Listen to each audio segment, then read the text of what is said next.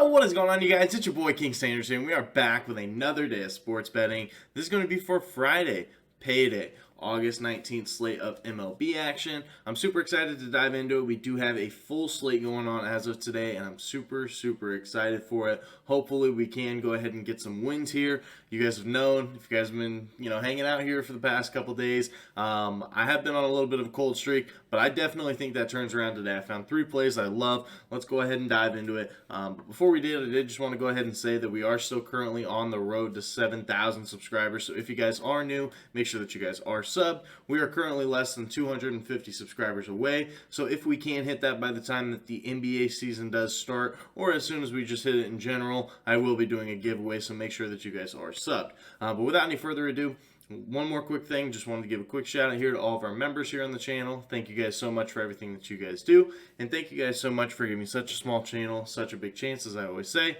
It truly does mean the absolute world to me, way more than you guys will ever know. So, without any further ado, I would normally do a recap here, but we don't have anything to recap just because I didn't have a video yesterday.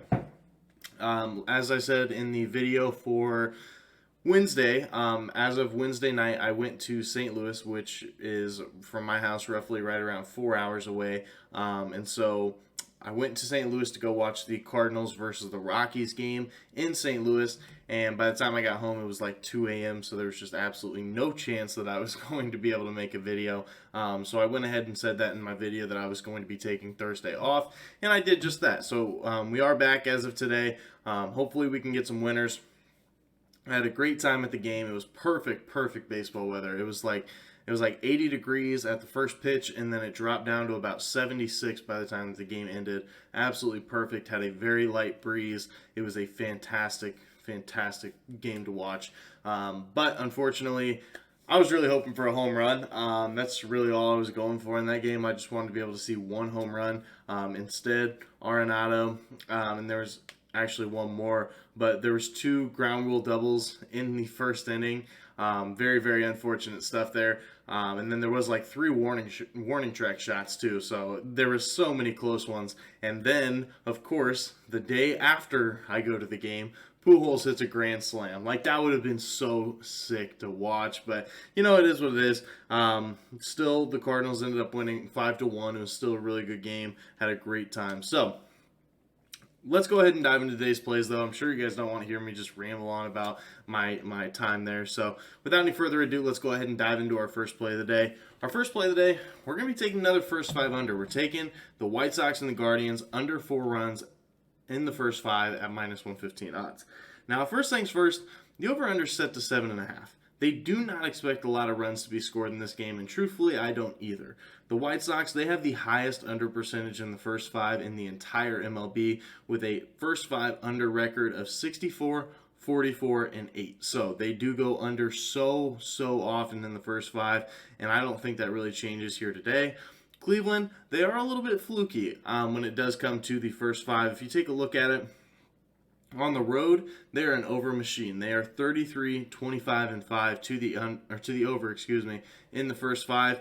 But at home, they're actually 25, 21, and 7 to the under in the first 5 at home. So I think that this is an advantageous spot here for us, since the Guardians are going to be at home this game.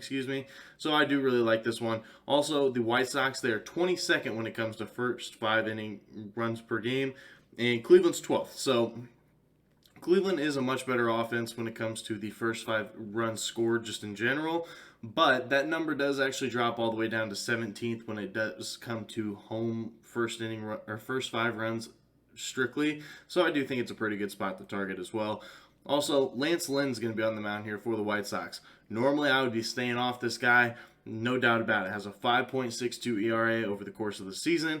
Definitely not great. But he has actually been a lot better here in his last 5 starts. He has a 3.34 ERA in his last 5 games and an earned run log of 2, 4, and 1. So he has actually been pretty solid in his last 3 starts. So hopefully he can continue that for us.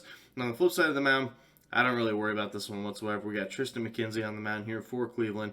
He's a really good pitcher. 3.14 ERA over the season. 2.97 ERA in his last 5 starts, 2.81 ERA at home so far this year, and he's pitched 10 innings here versus the White Sox and has a 1.8 ERA versus them. So And like I said, over-under set to 7.5. And they don't expect a lot of runs to be scored in this game. So hopefully they can keep it under here for us in the first 5. So we're going to be riding with it. White Sox and the Guardians under 4 runs in the first 5 innings at -115 odds.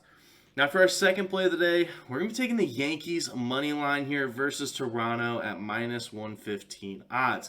Now, currently, before I dive into these stats, I just want to address that at the time that I am recording this video, the game is still going on from Thursday night. So the Toronto Blue Jays and the Yankees, they are still currently playing as of right now. And Toronto is up 6-2.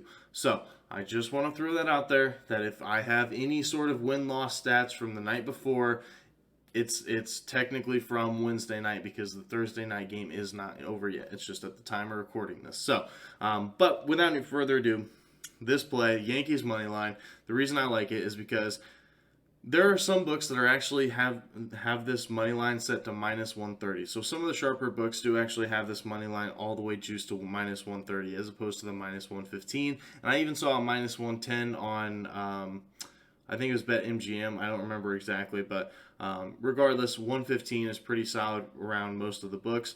Now, the Yankees, they were, like before this game versus Toronto, they were coming off of a win versus Tampa Bay. I know that this team has been very, very poor here recently. They have not won a lot of games, but Toronto, they're in the same exact boat. Toronto has not won a lot of games either. So I'm going to be taking the better home team so far this year.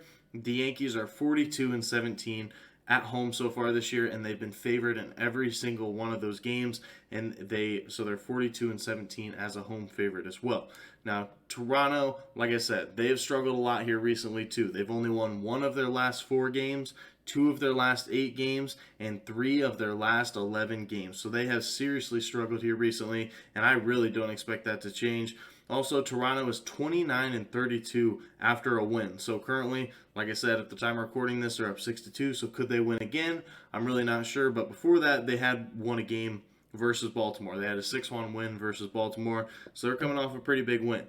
But they are also 26-29 on the road. So both these spots are really good spots to target. And Jameson Taillon is going to be on the mound here for the Yankees. He's been really solid. He has an 11-3 record with a 3.95 ERA over the course of the season, 3.61 ERA at home this year. So he is a little bit better pitcher at home than he is on the road.